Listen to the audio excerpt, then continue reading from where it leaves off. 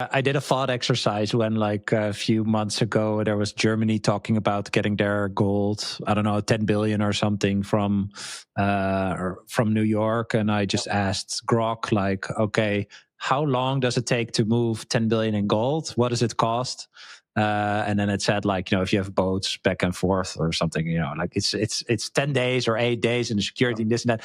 And it ended up with, I think a few million in costs. And then I said, okay, in Bitcoin, it's 10 minutes and $3. If you want to be really sure, you can throw in 100K for a transaction fee, right?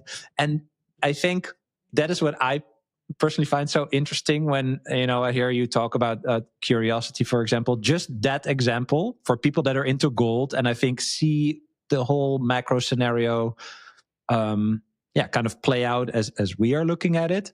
But then totally dismissing these superior characteristics of gold, I personally find that very fascinating, right? Like, I don't have anything against gold. I don't understand it. Like, I've never been into gold. Like, Bitcoin is just my thing. But more like, hey, if something comes along that is an innovation upon the certain properties plus more of the thing that you're into, you should at least be curious and look at it, right? Well, the reason is, I think most gold bugs are basically the older generation. These are people that have grown up with gold for decades, and it always worked well for them, and it's still working really well. I mean, gold did extremely well this year, so they feel like there's no reason for them to look at something else. Yeah, and they still think that Bitcoin is a Ponzi scheme, or Bitcoin. Many of them follow the traditional media, and they have been quite negative about Bitcoin. They're still quite negative about it. So they still think, they don't understand it, and they don't really want to understand it because they feel gold is good enough for them. They don't see that Bitcoin is outperforming it every year, almost every year, except this year so far, but that may still change. And in the long run, Bitcoin will be so much bigger than gold. They don't see it, and they don't want to see it. It's the world they've grown up in, and they feel like it's good enough for them. They don't want to see something new happening. I think that's what it is.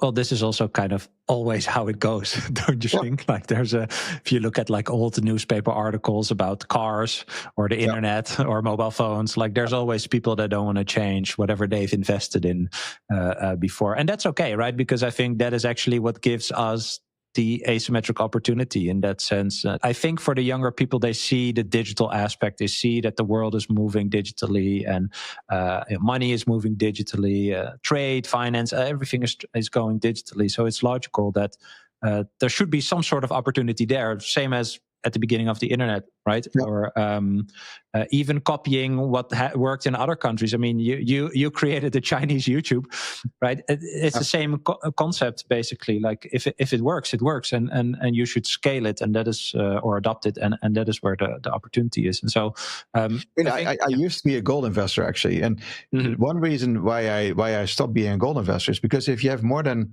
say, a few $100,000 in gold, it takes so much space, right? I mean, I only wanted to have physical gold, but it's physically impossible to store it. I mean, in your bank, in the bank, you have these small vaults where you put these gold bars in. I mean, it doesn't fit anymore. These things we're too heavy for it. It's unbelievable. So you have to outsource at a certain point. Yeah, and but then I'm like, okay, then you're outsourcing it again, but I want to hold it myself, right? It's like, I want to do my own custody, basically. Well, I'm not going to store it at home because that's too dangerous.